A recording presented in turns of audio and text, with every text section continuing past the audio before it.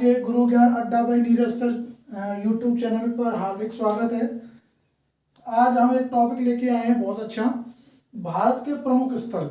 यहाँ से क्वेश्चन हमेशा बनते हैं, खूब अच्छे से हमें पता होता है, अच्छे से याद करते हैं, पढ़ते हैं, ध्यान में रहता है, लेकिन फिर भी छोटी छोटी बातों की ना जानने की वजह से ये जो एक नंबर का टॉपिक होता है हमसे मिस हो जाता है हमेशा।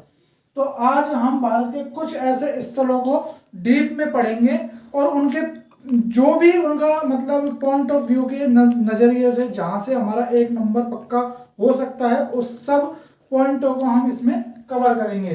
तो आज की इसी कड़ी में भारत के प्रमुख स्थलों में जो पहला नंबर है इंडिया गेट। देखिए दोस्तों, इंडिया गेट को पढ़ लेते हैं। इंडिया गेट के बारे में क्या क्या तथ्य रहने वाले हैं इंपॉर्टेंट, जहां से क्वेश्चन आज तक बनकर आते रहे हैं और आगे भी बनकर आते रहेंगे। देखिए, स्थान की बात कर लेते हैं। इंडिया गेट कहां पर स्थित है भाई? राजपथ मार्ग जो दिल्ली में स्थित है, ठीक है, जहां पर 26 जनवरी की परेड होती है वहां पर स्थित है। इसकी स्थापना देख लेंगे, 1921 में इसकी स्थापना हुई थी। 12 फरवरी 1931 में ये बनकर तैयार हुआ था। देखिए, 10 फरवरी 1921 को इसकी स्थापना की गई थी। और इसी के साथ आपको पता होना चाहिए कि 1911 में दिल्ली को भारत की राजधानी घोषित कर दिया गया था, कलकत्ता की जगह दिल्ली को। तो ये चीज आपको फैक्ट याद रखना है कि भाई काम कब इसका शुरू हुआ, मतलब स्थापना जो नींव रखी गई थी वो 10 फरवरी 1921 को, और बनकर कब तैयार हुआ? 12 फरवरी 1931 को। दोनों क्वेश्चन अलग अलग हैं, लेकिन ज्यादातर जो स्टूडेंट होते हैं वो यहाँ पर कंफ्यूजन क्रिएट कर लेते हैं। तो कंफ्यूजन क्रिएट ना करें। इसके वास्तुकार कौन है भाई? दिल्ली के वास्तुकार भी बोला जाता है और इंडिया गेट का वास्तुकार भी बोला जाता है सर एडविन लुटियंस। ये कौन थे? ये भाई पश्चिमी वास्तुकार, यानी कि यूरोप के या इंग्लैंड के हम बोल सकते हैं। ये एक आर्किटेक्ट थे उस जमाने के, बहुत जोरदार। और जो ये आपका इंडिया गेट है, ये आर्क डे ट्रायम्फ जो कि फ्रांस पेरिस के अंदर स्थित है, उसकी तर्ज पर अंग्रेजों के द्वारा बनाया गया था। भाई क्यों बनाया गया था, महत्व क्या है इसका? तो ये एक युद्ध स्मारक है।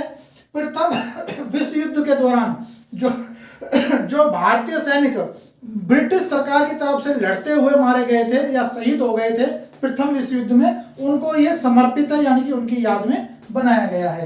देखिए, नोट कुछ अन्य में आपको मैं कुछ इसके फैक्ट बता देता हूँ, इंपॉर्टेंट याद रखना।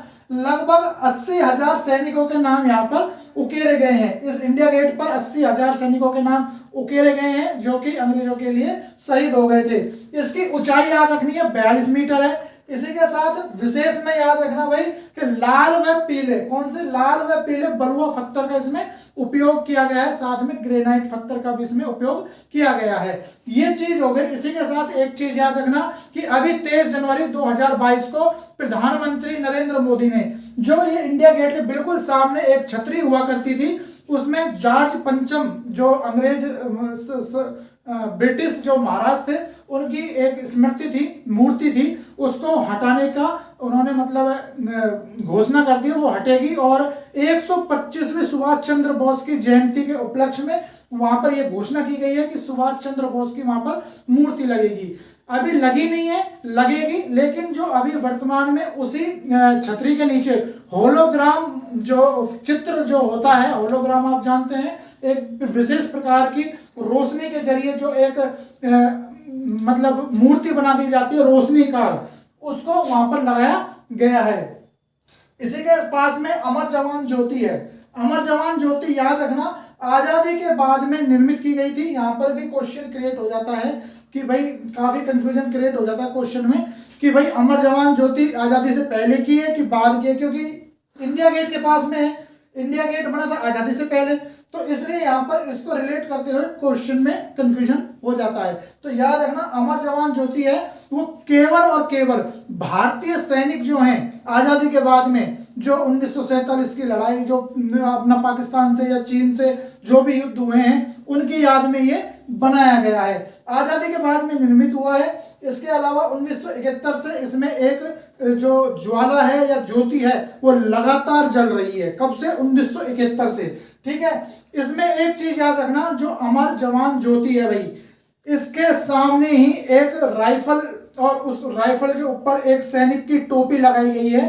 तो वो क्या है, जो गुमनाम सैनिक हैं, जो हजारों मतलब सैकड़ों जो सैनिक हैं हमारे, जो गुमनामी की जिंदगी में भारत के लिए शहीद हो गए थे, उनका अता पता नहीं है, उनका कोई नाम नहीं है, उन गुमनाम सैनिकों के लिए वो सम्मान में लगाई गई है। तो देखिए इसमें क्वेश्चन ये बनता है कि भाई वो राइफल है, वो कौन सी राइफल है? तो L1A1 नामक स्व लोडिंग, क्योंकि वो लोड करके लगाई हुई है उल्टी, तो उसके ऊपर एक टोपी है सैनिक की, तो वो उसको समर्पित है। यहां पर राइफल का नाम याद रखना है, L1A1 नामक राइफल स्व लोडिंग है। इसी के साथ भाई जो आपकी ऑल इंडिया जो आपका अखिल जो ये इंडिया गेट था ना, इसका जो पहला जो नाम था भाई, इसको पहले हम ऑल इंडिया वॉर मेमोरियल के नाम से जानते थे, यानी कि अखिल भारतीय युद्ध स्मारक के नाम से जानते थे। लेकिन बाद में इंदिरा गांधी जी के द्वारा, जो इंदिरा गांधी थी उनके द्वारा इसको परिवर्तित कर दिया गया। इंडिया गेट को जो नाम था वो इंडिया गेट रख दिया गया, इंडिया को समर्पित था तो इसलिए इसको कर दिया गया। तो ये था आपका इंडिया गेट। मैं समझता हूँ आपको अच्छे से याद हो गया होगा, समझ आ गया होगा। एक बार 2-3 बार आप इसको बार बार देखेंगे, रिपीट करेंगे तो ये आपको अच्छे से याद हो जाएगा। यहां से आपका 1 नंबर गारंटी से, अगर आपने अच्छे से पढ़ा। अगला देख लेते हैं प्रमुख। देखिए अगला हम देखेंगे दिल्ली का लाल किला। ठीक है भाई, कौन सा देखेंगे? दिल्ली का लाल किला। तो फटाफट से देख लेते हैं भाई। देखो इसका जो निर्माण था, इसका निर्माण जो शुरू हुआ था वो हुआ था 1638 और पूरा हो गया था 48 में, यानी कि 1638 से लेकर 48 तक इसका निर्माण कार्य चला। स्थान कहाँ है भाई? दिल्ली के अंदर स्थित है। कहाँ? दिल्ली के अंदर स्थित है। निर्माता कौन था? निर्माता भाई जो मुगल बादशाह थे शाहजहां, जो कि देखो शाहजहां जो है ना वो भाई स्थापत्य कला के लिए फेमस है। जहांगीर किसके लिए प्रसिद्ध था? जो मुगल बादशाह जहांगीर थे वो चित्रकला शैली के लिए प्रसिद्ध थे। तो याद रखना स्थापत्य कला के लिए जो ताजमहल भी शाहजहां ने बनवाया था आगरा का, तो ये आपको याद रखना। लेकिन जो आगरा का लाल किला है वो शाहजहां ने नहीं बनवाया था भाई, वो किसने बनवाया था? अकबर ने। तो याद रखना, कभी आप यहाँ पे कंफ्यूज क्रिएट कर लो। तो शाहजहां जो है मुगल बादशाह, उन्होंने इसका निर्माण कराया था। वास्तुकला, मुगल स्थापत्य कला शैली में ये बना हुआ है। और इस जो लाल किला है ना भाई, इसका मूल नाम था किला मुबारक, मतलब किला मुबारक के नाम से इसे जाना जाता था उस समय में। विशेष क्या है? विशेष है कि चूने पत्थर से निर्मित है ये, और वास्तविक सफेद रंग था इसका। मतलब लाल किला बाद में हुआ है, पहले जो इसका वास्तविक कलर था वो सफेद था, और चूने पत्थर का इसका निर्माण किया गया है। नोट या अन्य में हम देखेंगे एक प्रमुख चीज कि इसी दिल्ली के लाल किले के अंदर आपकी मोती मस्जिद, कौन सी? मोती मस्जिद आपकी स्थित है। ये बनवाई थी 1659-60 में औरंगजेब ने। जो मुगल बादशाह थे औरंगजेब, इनके पुत्र थे जहांगीर के बेटे थे औरंगजेब, उन्होंने इसको निर्मित कराया था मोती मस्जिद को दिल्ली के लाल किले के अंदर। ठीक है भाई। और ये सफेद संगमरमर से बनी हुई है, यानी कि जो सफेद संगमरमर है जिससे ताजमहल बनाया उसी पत्थर से ये बनी हुई है। यूनेस्को में दिल्ली के लाल किले को कब शामिल किया गया? तो 2007 जो साल थी, यानी कि वर्ष 2007 में यूनेस्को में इसे शामिल किया गया। तो ये थोड़ी सी जानकारी थी जहां से क्वेश्चन पूछा जाता है। नॉर्मल जो पेपर होते हैं हमारे दिल्ली पुलिस, राजस्थान पुलिस या छोटे जो पेपर होते हैं उनमें ये पूछा जाता है। आर्मी, नेवी, एयरफोर्स, इनमें ये पूछा जाता है। लेकिन जानकारी ना होने के कारण वो हमारा 1 नंबर कट जाता है। तो आपका यहां से भी 1 नंबर मैं सोचता हूं आपका पक्का है। थोड़ा 1-2 बार आप इसको देखेंगे तो अच्छे से याद हो जाएगा, ज्यादा डीप नहीं है। अगला क्वेश्चन देख, अगला जो स्थान है वो देख लो। अगला स्थान है आपका आगरा का लाल किला। तो आगरा के लाल किले के बारे में आपको हम जानकारी दे देते हैं फटाफट से कि इसका जो निर्माण पूरा हुआ था वो हुआ था 1573 ईस्वी में। कब? 1573 ईस्वी में इसका निर्माण पूरा हो गया था। निर्माता इसके कौन थे? अकबर थे भाई। कौन थे? अकबर थे। इसके जो वास्तुकला है, मतलब जो आगरा का जो लाल किला जो देखने पर हमें वहां की वास्तुकला का पता लगता है कि किस शैली में बना हुआ है, तो ये मुगल स्थापत्य कला शैली में बना हुआ है।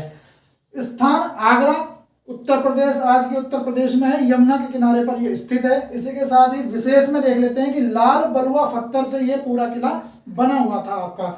इसी के साथ भाई अन्य में देख लेते हैं कि जो आपका यूनेस्को हेरिटेज साइट, जो यूनेस्को विश्व विरासत जो साइट होती है उसमें इसे 1983 में शामिल किया गया था। अगर नोट की बात करें कि भाई इसका और क्या, देखिए नोट में अगर बात आगरा के लाल किले की बात करें कि विशेष क्या है, तो इसे बादलगढ़ का किले के नाम से इतिहास में जाना जाता है। आगरा के लाल किले को ही बादलगढ़ के किले के नाम से जाना जाता है। इसी के साथ आपको याद रखना है कि जो मुगल बादशाह शाहजहां थे, उनका जो गद्दी थी जिसे हम तख्ते ताउत के नाम से जानते थे, वो आपकी इसे आगरे के लाल किले में लगती थी। तो भाई ये आपको आगरे के लाल किले से संबंधित फैक्ट्स हैं, कुछ जानकारी है विशेष, जो कि कई बार याद ना होने के कारण एक नंबर आपका रह जाता है। तो ये एक नंबर की तैयारी आगरे के लाल किले से है, इससे बाहर कोई क्वेश्चन आपसे नहीं पूछा जाएगा। 2-4 बार देखोगे अच्छे से आपको याद हो जाएगा, रिवीजन हो जाएगा, तो एक नंबर आपका यहाँ से पक्का रहेगा। अगला स्थान देखिए, अगला जो है हमारा स्थल वो है बुलंद दरवाजा। बुलंद दरवाजे के बारे में छोटी सी डिटेल देख लेते हैं फटाफट से। एक नंबर की डिटेल क्या रहेगी, देखिए स्थान कहाँ भाई, फतेह जो आपका बुलंद दरवाजा है ये कहाँ है, तो ये फतेहपुर सीकरी उत्तर प्रदेश के अंदर है, वर्तमान उत्तर प्रदेश में पड़ता है। स्थापना 1602 ईस्वी में हुई थी। किसने करवाई थी स्थापना, अकबर, जो मुगल बादशाह अकबर थे उन्होंने करवाई थी। क्यों करवाई थी, गुजरात विजय के उपलक्ष्य में करवाई थी। विशेष क्या है, सम अष्टकोणीय दरवाजा इसको बोला जाता है भाई। क्यों है, क्योंकि ये जो बुलंद दरवाजा है ना, ये सम अष्टकोणीय दरवाजा है और 42 यानी कि 42 सीढ़ियों के ऊपर स्थित है। यानी कि इस दरवाजे तक पहुंचने के लिए 42 सीढ़ियों का सहारा लेना पड़ता है। नोट में देख लेना, विश्व का सबसे ऊंचा प्रवेश द्वार इसे बोला जाता है। साथ ही शेख सलीम चिश्ती की दरगाह, जो बुलंद दरवाजा है यानी कि जो किला है भाई, किला है ये, किले का द्वार है, तो इस किले के अंदर शेख सलीम चिश्ती की दरगाह यहीं पर स्थित है। तो ये आपको याद रखना है। और ये भी याद बता दूं मैं आपको, छोटी सी एक कहानी याद आ गई कि जो ये शेख सलीम चिश्ती वही है, ये फकीर थे, एक फकीर जो मतलब जैसे मुसलमानों के जो फकीर सन्यासी होते हैं उस टाइप के थे ये। तो इन्हीं के आशीर्वाद से इनको, जो मुगल बादशाह अकबर थे, उनको पुत्र प्राप्त हुआ था, जिसका नाम बाद में क्या रखा गया, शाहजहां। ठीक है भाई, ये याद रखना। देखिए दोस्तों, अगला जो हमारा प्रमुख स्थल है भारत का वो रहेगा हवा महल। राजस्थान जयपुर से ये आपका देखने को मिलता है, जयपुर में। तो इसके बारे में देख लेते हैं फटाफट से। निर्माण इसका हुआ था भाई कब, 1799 में। स्थान कहाँ है भाई, जयपुर के अंदर, राजस्थान की राजधानी जयपुर के अंदर स्थित है। निर्माता कौन थे भाई, तो निर्माता थे महाराजा सवाई प्रताप सिंह। याद रखना, थोड़ा सा इंपॉर्टेंट क्वेश्चन रहेगा, काफी चीजें मैंने इसमें जोड़ने की कोशिश की है। राजस्थान पुलिस, आरपीएससी, राजस्थान पटवार, राजस्थान ग्राम सेवक, यानी कि राजस्थान के जितने भी एग्जाम जो हमारे विद्यार्थी हैं या कॉम्पिटिटिव एग्जाम की तैयारी कर रहे हैं, वो थोड़ा ध्यान देंगे। वास्तुकार भाई, इसका जो हवा महल का वास्तुकार पूछा जाता है ना, यहाँ पे एक क्वेश्चन हमेशा कंफ्यूजन क्रिएट करता है। हवा महल का आपसे किसी ने पूछा इंटरव्यू में या एग्जाम में, तो आप तुरंत बता देते हो कि साहब विद्याधर भट्टाचार्य है। नहीं, ये गलत है। विद्याधर भट्टाचार्य आपके जयपुर नगर बसाने वाले वास्तुकार थे। हवा महल को जो जिन्होंने डिजाइन किया था, यानी कि उसके आर्किटेक्ट थे, वो थे आपके लालचंद उस्ता। ये आपको याद रखना है, लालचंद उस्ता इसके आर्किटेक्ट थे। जबकि जयपुर शहर का जो डिजाइन बनाया था, उसको बसाया था, वो पंडित विद्याधर भट्टाचार्य के अनुसार बसाया गया था। अन्य नाम, हवा महल को अन्य नाम प्लेस ऑफ विंड्स कहते हैं। अंग्रेज जब यहाँ घूमने आते थे उस जमाने में, तो उन्होंने इसे प्लेस ऑफ विंड्स कहा था, यानी कि हवा का महल, खिड़कियों का महल। ठीक है भाई। विशेष में आपको याद रखना है कि लाल व गुलाबी बलुआ पत्थर से ये पूरा आपका हवा महल बना हुआ है। 5 मंजिला ये इमारत है। वास्तुकला आपको इसमें जो डिजाइन है वो किस शैली का मिलेगा, हिंदू स्थापत्य कला शैली का ये देखने को मिलेगा। नोट या अन्य में आपको कुछ चीजें फैक्ट जो हैं स्पेशल, वो मैं आपको बता देता हूं। पहला आपको याद रखना कि इसमें 953 खिड़कियां हैं। कितनी भाई, 953 खिड़कियां हैं।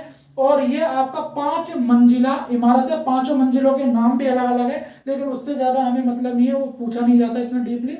आरपीएससी या यूपीएससी वालों के लिए इंपॉर्टेंट है, वो देख लेना। आगे देखिए, इसे लगभग 1 किलोमीटर जब आप दूर से देखते हैं, तो इसका जो आगे का डिजाइन है ना भाई, वो आपको भगवान कृष्ण, क्योंकि जयपुर राजघराने के जो इष्ट देवता हैं वो आपके गोविंद देव जी हैं, और कृष्ण जी का दूसरा रूप माना जाता है। तो गोविंद देव जी कह लो या भगवान कृष्ण का मुकुट कह लो, दोनों बातें एक ही हैं। भगवान कृष्ण या गोविंद देव जी के मुकुट के समान इसका डिजाइन बाहर की तरफ से दिखाई देता है, 1 किलोमीटर लगभग देखने पर, ठीक है, दूर से देखने पर। अब इसके साथ में जयपुर की बात कर लेता हूँ थोड़ा सा, क्योंकि जयपुर का पॉइंट चल रहा है तो जयपुर की बात कर लेता हूँ। देखिए, जयपुर का जो निर्माता माना जाता है वो राजा जो महाराजा जयसिंह थे उनको माना जाता है। 1727 में इन्होंने जयपुर शहर की स्थापना की थी। इससे पहले ये आमेर रियासत पर राज करते थे, ठीक है। आमेर पहाड़ पर है, आपने कभी जयपुर को देखा होगा तो आमेर का किला देखा होगा। आमेर पहले पहाड़ पर होता था, लेकिन बाद में इन्होंने नीचे आकर समतल भाग पर इसको जयपुर को बसाया 1727 में। वर्ष 1876 में भाई साहब क्या हुआ कि प्रिंस ऑफ वेल्स जयपुर आए घूमने के लिए। तो उनके जयपुर आगमन की खुशी में वहां के तत्कालीन महाराज थे कौन, राजा राम सिंह। उन्होंने पूरे जयपुर को गुलाबी रंग में पुतवा दिया। पूरे मकान जितने भी थे, महल, मकान, दुकान, बाजार, उस पूरे को गुलाबी रंग में पुतवा दिया। जब से इसका नाम क्या पड़ गया, गुलाबी शहर या गुलाबी नगर, और अंग्रेज इसे इंग्लिश में उस समय बोलते थे पिंक सिटी। तो आज ये पिंक सिटी के नाम से वर्ल्ड फेमस है। इसी के साथ में आपको कुछ फैक्ट बता देता हूँ। यूपीएससी में बहुत बार पूछा जाता है भाई, यूपीएससी में बहुत बार पूछा जाता है।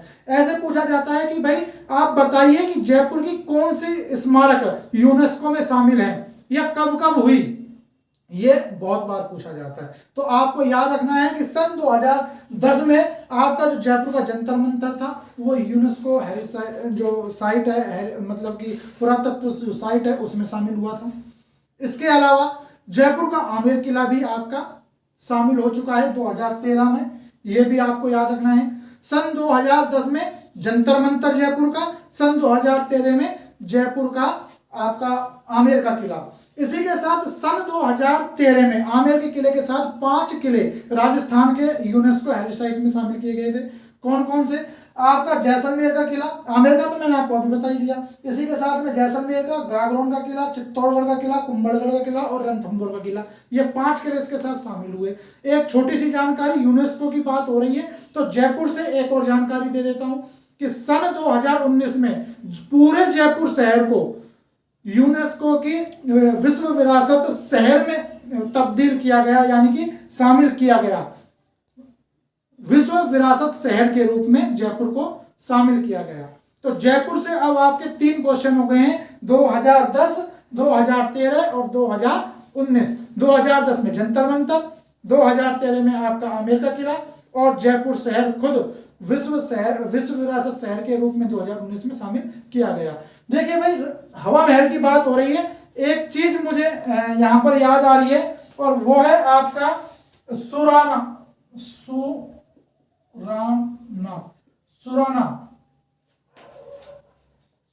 हवेली। भाई सुराना हवेली याद रखना, इंपॉर्टेंट फैक्ट है। हवा महल की बात हो रही है, राजस्थान की बात हो रही है तो बता रहा हूं, क्योंकि राजस्थान से मुझे ज्यादा लगाव है, जयपुर शहर से कुछ ज्यादा ही है। हवा महल भाई भारत का दूसरा हवा महल बोला जाता है सुराना हवेली को। कहाँ स्थित है ये भाई आपके राजस्थान के चूरू जिले के अंदर स्थित है, चूरू शहर के अंदर सुराना हवेली। राजस्थान का, भारत का मतलब दूसरा ये हवा महल बोला जाता है। भाई देखिए 250 इसमें झरोखे हैं, 250 खिड़कियों का इसमें इस्तेमाल हुआ है, यानी कि 250 खिड़कियां आपको देखने को मिलती है, इसलिए इसको मिनी हवा महल, राजस्थान का दूसरा हवा महल भी कहते हैं। ठीक है, इंपॉर्टेंट फैक्ट थे इसलिए जयपुर से आपको बहुत चीजें बता दी है। उम्मीद करता हूं कि आपका 1 नंबर अब यहां से कभी नहीं कटेगा। 2-3 बार देख लीजिएगा, रिपीट कर करके पूरा देखिएगा, बिना स्किप किए देखिएगा। आपके लिए मेहनत कर रहे हैं, आपके 1 नंबर को बचाने की मेहनत है, थोड़ी सी मेहनत है। आप भी एक अंगूठा दबा के लाइक कर दीजिए, हो सके तो अपने दोस्तों में शेयर कर दीजिए, और अगर लाइक हो जाए तो बहुत ही अच्छी बात है, शेयर हो जाए तो बहुत ही अच्छी खुशी की बात है, और अगर चैनल पे नए हो तो सब्सक्राइब कर लो तो वो अति खुशी की बात है। आपके लिए मेहनत है। अगली स्थल देख लेते हैं, अगला प्रमुख स्थल है वो गोल गुम्बद है, कर्नाटक में स्थित है। इसके बारे में चर्चा कर लेते हैं कि भाई इसको किसने कब निर्माण किया गया। तो 1626 में इसका निर्माण शुरू हुआ और 1656 तक ये बन चुका था, यानी कि 1656 में ये बन गया। निर्माता कौन थे? देखिए यहाँ निर्माता में एक चीज आपको समझनी पड़ेगी। काफी बुकों में इसके निर्माता याकूत को बताया जाता है, काफी किताबों में इसका निर्माता मोहम्मद आदिल शाह को बताया जाता है। रीजन क्या है? क्या दोनों सही है या दोनों गलत है, या दोनों में से एक सही है एक गलत है? देखिए दोनों चीज सही है, लेकिन समझने की आपकी क्वालिटी होनी चाहिए क्वेश्चन को, वो क्वेश्चन की क्वालिटी आप में समझ होनी चाहिए कि क्वेश्चन किस तरह से पूछा जा रहा है, उसके अकॉर्डिंग आप जवाब दीजिए। ठीक है, देखिए मोहम्मद आदिल शाह ने इसका निर्माण शुरू करवाया था, लेकिन जो वास्तुकार थे ना भाई, वो थे आपके दाबुल के फारसी वास्तुकार याकूत। ठीक है, लेकिन हुआ क्या था कि मोहम्मद आदिल शाह इसको बनवा रहे थे, तो बनवाने से पहले इनके बीच में मृत्यु हो गई, तो ये काम याकूत ने पूरा किया। तो दोनों उत्तर सही है, ऑप्शन आपको देखना पड़ेगा, ऑप्शन में दोनों दे रखे हैं, तो दोनों में से आपको मोहम्मद आदिल शाह सही करना पड़ेगा। अगर ऑप्शन में आपको याकूत दे रखा है तो याकूत सही करना पड़ेगा, अगर दोनों हैं तो मोहम्मद आदिल शाह इसका सही आंसर होगा। क्वेश्चन को समझकर उसका टिक करने की कोशिश कीजिएगा। ठीक है, इसके बाद में वास्तुकार आपको मैं अभी दोबारा से बता देता हूँ, बता दिया था, दाबुल के फारसी वास्तुकार याकूत ने इसका डिजाइन किया था। इसको डिजाइन किया था। स्थान विजयपुर कर्नाटक के अंदर स्थित है, जिसे हम बीजापुर भी कहते हैं। पुराना नाम बीजापुर था, तो इस गोल गुंबद को हम बीजापुर की गोल गुंबद के नाम से भी जानते हैं। विशेष क्या है इस गोल गुंबद में? तो दक्षिण वास्तुकला का विजय स्तंभ इसे माना जाता है। दक्षिण वास्तुकला का विजय स्तंभ इसे माना जाता है। ठीक है भाई, इसके साथ ही यह चूना पत्थर के उपयोग से निर्मित है। इसके अलावा नोट में आप याद रखेंगे कि यह मोहम्मद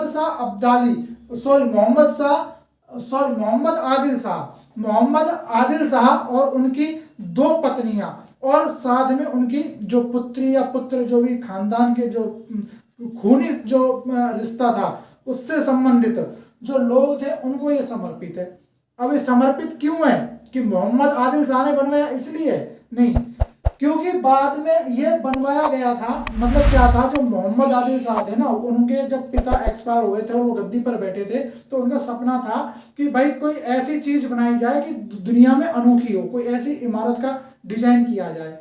तो डिजाइन तो हो गया था, याकूत ने काम भी शुरू कर दिया था डिजाइन बनाकर, लेकिन बाद में याकूत ने सोचा कि भाई ये मोहम्मद आदिल शाह की दिमाग की उपज है, तो क्यों ना हम इसको इनके लिए ही समर्पित कर दें।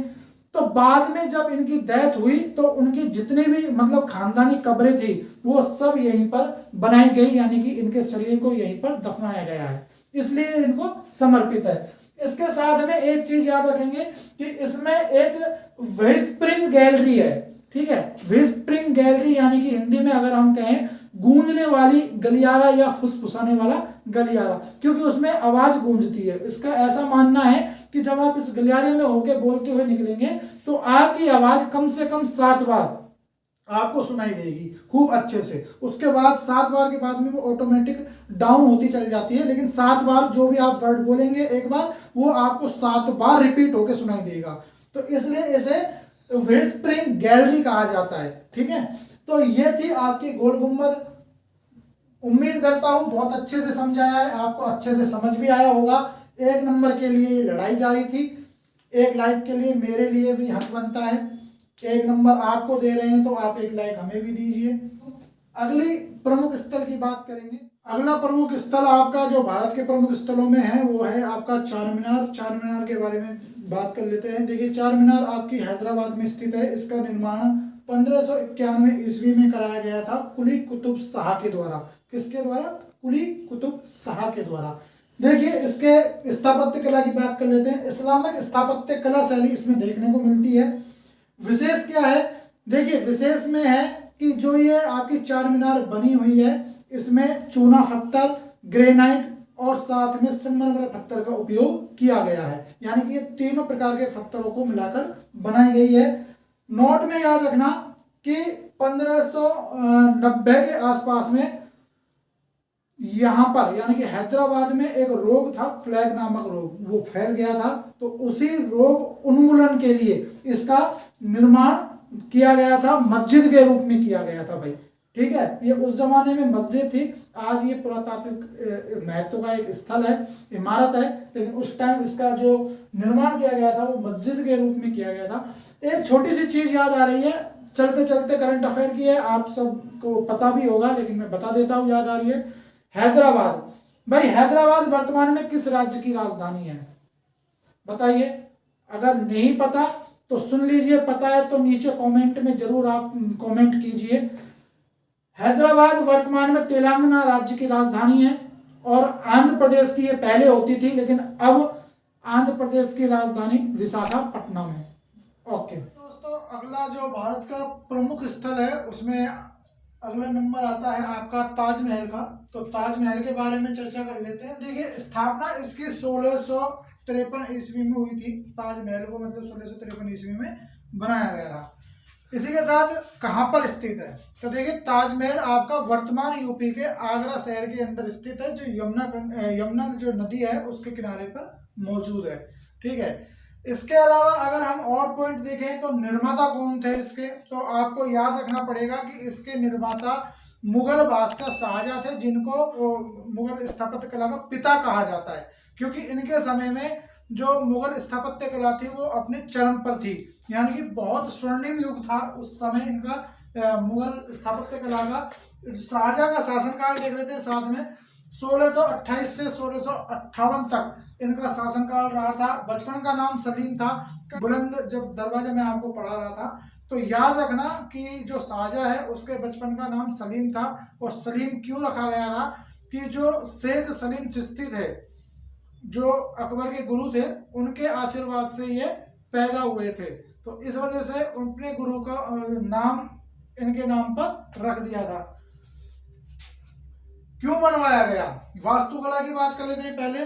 मुगल स्थापत्य कला में ये निर्मित है ताजमहल, आपका मुगल स्थापत्य कला देखने को मिलती है। क्यों बनवाया गया था, मुमताज बेगम जो कि शाहजहां की पत्नी थी और कहते हैं कि खूबसूरती के लिए वो बड़ी फेमस थी शाहजहां की ये मुमताज बेगम, तो उनके याद में इन्होंने बनवाया था इसे। और एक क्वेश्चन है स्टैटिक जीके का साथ में मुझे याद आ रहा है तो बता देता हूँ। अर्जुमंद बानो मुमताज महल का पूरा नाम था, यानी कि जो मुमताज थी उसका असली नाम था अर्जुमंद बानो। इनका जन्म 1593 में हुआ था और कहाँ हुआ था भाई, आगरा के अंदर हुआ था। ठीक है, इसी के साथ विशेष क्या रहेगा इस ताजमहल से, तो विश्व के जो 7 आश्चर्य जो हैं उनमें एक आश्चर्य आपका ताजमहल है और यूनेस्को ने अपनी हेरिटेज साइट है उसमें 1983 में इसे शामिल कर लिया था। इसके अलावा नोट में क्या देखेंगे कि नोट में 3 चीज देखने को मिलेंगी। यह सफेद संगमरमर पत्थर से बना हुआ है जो कि राजस्थान से ले जाया गया था, उससे ये निर्मित है।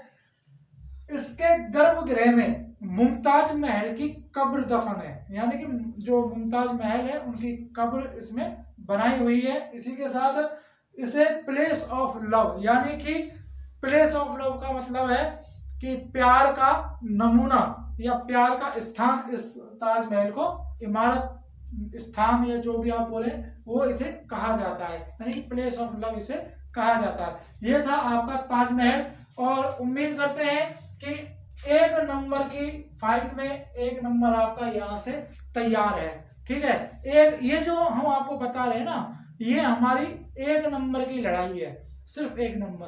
और आपको पता है कि 1 नंबर अपने आप में एक बहुत बड़ा नंबर होता है, एक बहुत बड़ा फिगर होता है। 1 सेकंड रेस में रेसर से पूछो 1 सेकंड की अहमियत क्या होती है, किसी राजनेता से पूछो कि 1 वोट की कीमत क्या होती है। सीपी जोशी मात्र 1 वोट से हार गए थे राजस्थान में जब सीएम का चुनाव लड़ रहे थे।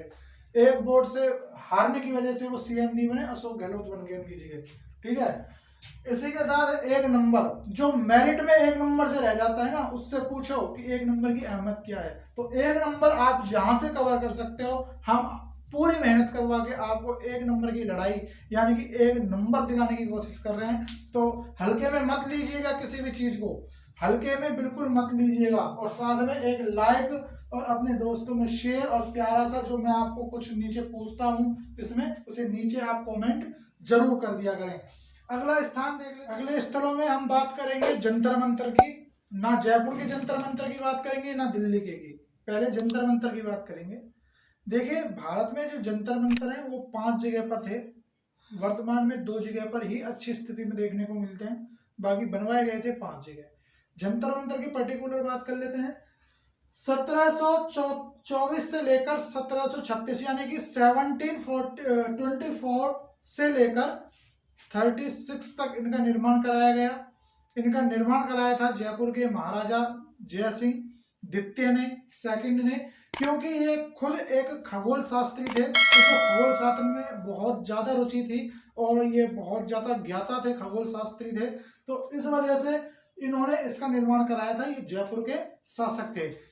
ठीक है भाई, स्थान देख लेते हैं कि भारत में जंतर मंतर कहाँ कहाँ देखने को मिलते हैं। तो नई दिल्ली, इसके बाद जयपुर, इसके बाद वाराणसी या बनारस, उसके बाद उज्जैन और उसके बाद मथुरा। ये क्रम जो है वो क्रम है जिसमें ये बनवाए गए थे, मतलब कालखंड के हिसाब से। तो आपको यही क्रम याद रखना है, ना तो आप पहले जयपुर बताएंगे, ना लास्ट में नई दिल्ली बताएंगे, ना बीच में मथुरा बताएंगे। जो क्रम आपको मैंने लिखवाया है यही क्रम में याद करेंगे। दिल्ली की बात कर लेते हैं। 1724 से 1728 के बीच में इसका निर्माण हो गया था। ठीक है, 1724 में शुरू हुआ और 28 में खत्म हो गया। बात जो है क्वेश्चन की, कि क्वेश्चन जंतर मंतर पर सबसे ज्यादा कहां से आते हैं। सबसे ज्यादा जो क्वेश्चन आपके जंतर मंतर के आते हैं वो आते हैं आपके जयपुर जंतर मंतर से। तो जयपुर के जंतर मंतर की बात कर लेते हैं। इसमें 24 प्रमुख खगोलीय यंत्र मौजूद हैं आज की तारीख में, एकदम सही अवस्था में, जो मतलब एकदम अच्छी तरह से काम करते हैं। उपयोग क्या होता है भाई इन 24 प्रमुख खगोलीय यंत्रों का? समय निर्धारण, मौसम पूर्वानुमान, ग्रह नक्षत्रों की गणना, जो आपका कैलेंडर बनता है ना भाई, ग्रेगोरी कैलेंडर, उसके निर्माण में भी ये काम आते हैं। और ग्रहण भविष्यवाणी आदि मौसम संबंधित जानकारियों के लिए इसका उपयोग किया जाता है।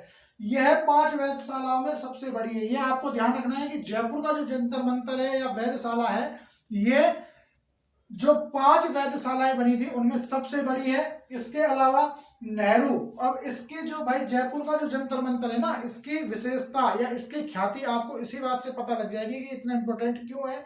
क्योंकि पंडित जवाहरलाल नेहरू ने अपनी पुस्तक डिस्कवरी ऑफ इंडिया यानी कि भारत एक खोज, उसमें इसका वर्णन किया है। तो आप समझ सकते हैं इसकी इंपोर्टेंसी कितनी है।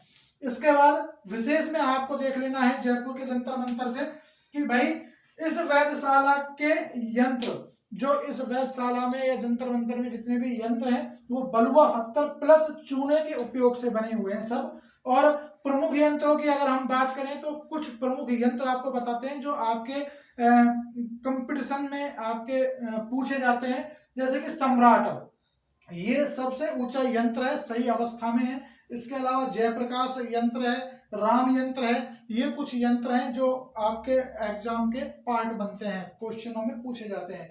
प्रेरणा, देखिए यूपीएससी में बहुत बार पूछा जाता है कि महाराजा जय सिंह ने जो जंतर मंतर बनाए हैं वो किससे इंस्पायर होकर बनवाए हैं।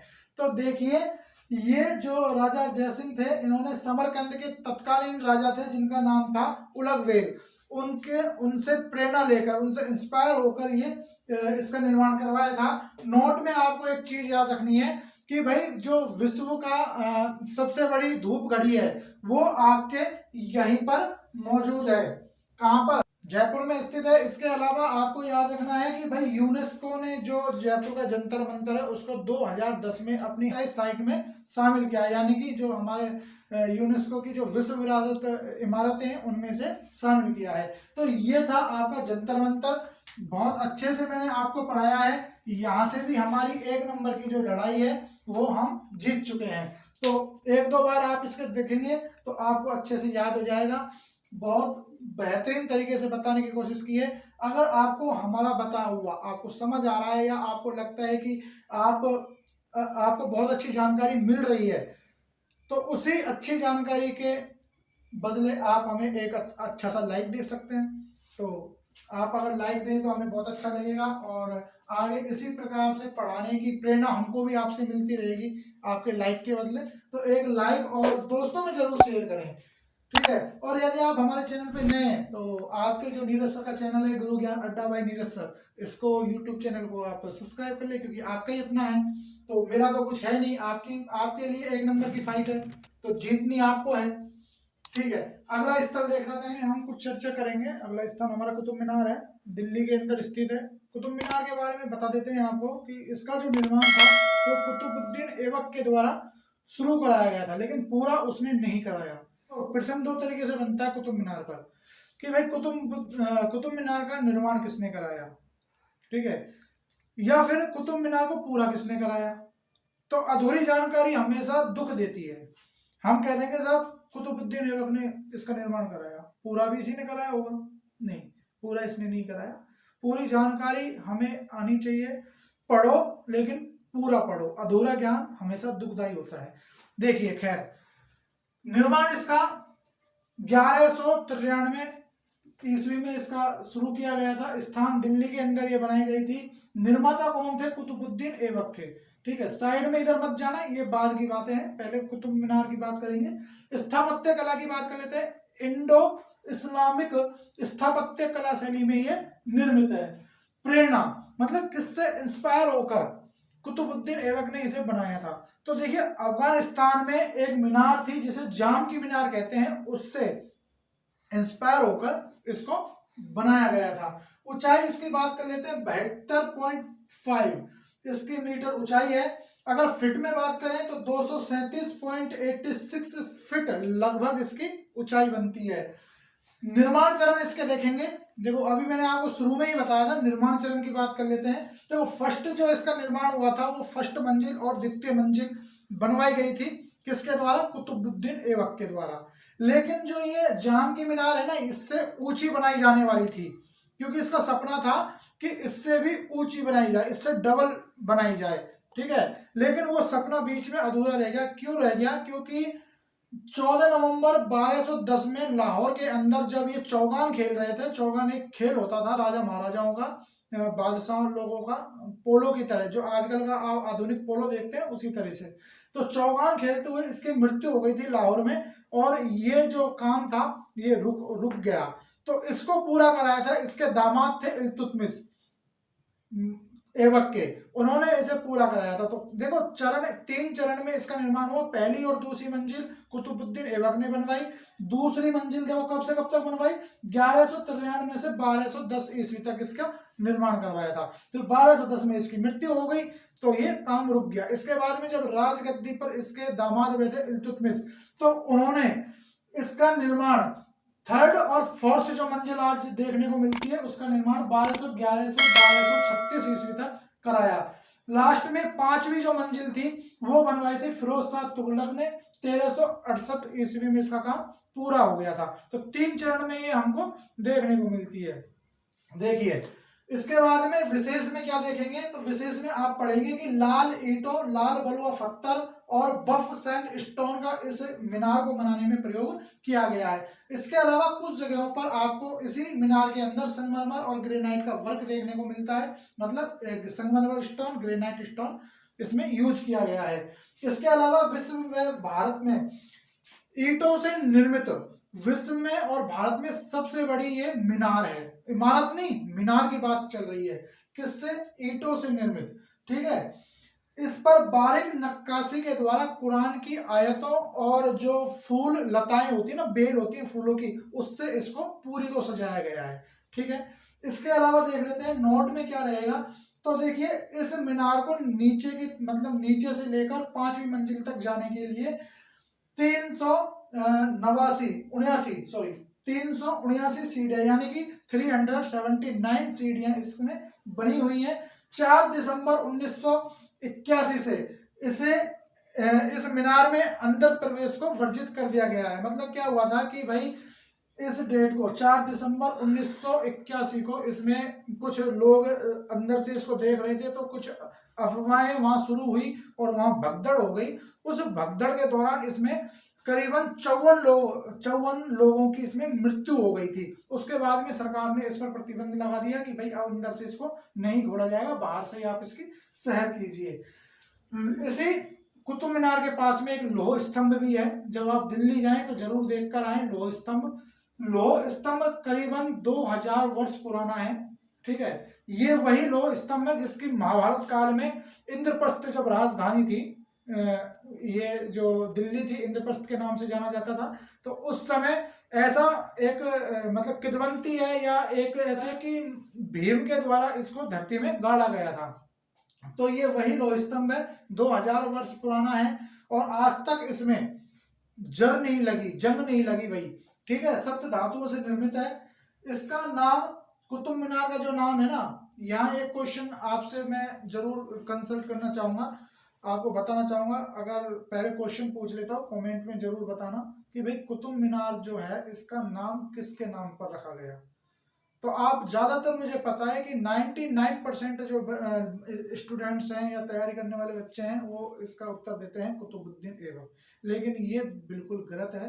कुतुब मीनार का जो नाम है वो कुतुबुद्दीन ऐबक थे, उनके द्वारा कुतुबुद्दीन बख्तियावर काकी जो एक सूफी संत थे उस जमाने के, उनके नाम पर समर्पित किया गया, उनके नाम पर रखा गया। तो आगे से ध्यान रखना कि कुतुब मीनार का जो नाम है वो कुतुबुद्दीन बख्तियावर काकी जो सूफी संत थे उनके नाम पर रखा गया है। देखिए ये तो हो गई कुतुब मीनार की बात। थोड़ा सा साइड में ये मैंने लिखा है तो इसको आप देख लीजिएगा, इंपॉर्टेंट है क्योंकि मुझे याद आया तो मैंने साथ में लिख दिया।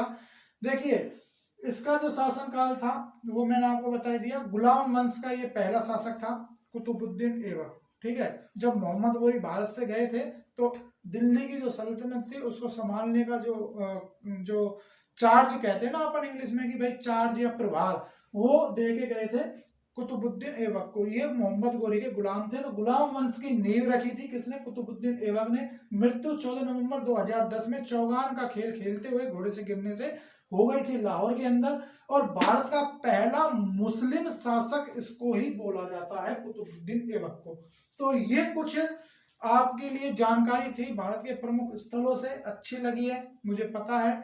और ये पूरी जो लड़ाई थी हमारी, ठीक है, इसको मैं लड़ाई इसलिए बोल रहा हूं क्योंकि ये 1 नंबर की लड़ाई थी भाई। यहां से 1 नंबर हमें याद होता है, 1 नंबर का प्रश्न हमें याद होता है, लेकिन हम कहते हैं ना एक ग्रामीण भाषा में हावड़ तावड़ में उसे कहीं ना कहीं छोड़ देते हैं, ठीक है। तो ये 1 नंबर की लड़ाई थी। एक एक बूंद से, एक एक बूंद करने से घड़ा भर जाता है, एक एक पैसा जोड़ने से आदमी लखपति बन जाता है। एक एक नंबर आप जब इकट्ठा करोगे तो मेरिट में आपको फायदा पहुंचाते हैं। तो ये 1 नंबर की लड़ाई थी। अच्छा लगा हो तो जरूर अपने दोस्तों में शेयर करें, लाइक करें, कमेंट करें, ठीक है। और अगर आप हमारे चैनल पर नए हैं तो हमारे चैनल को, आपके अपने चैनल को गुरु ज्ञान अड्डा बाय नीरज सर को जरूर आप सब्सक्राइब कर लें। अगला जो टॉपिक है, ये पहला टॉपिक था, अगला टॉपिक आने वाला है आपका भारत के प्रमुख मंदिर। इसी तरह से बहुत बेहतरीन जानकारी के साथ आपसे चर्चा करेंगे। तब तक के लिए धन्यवाद।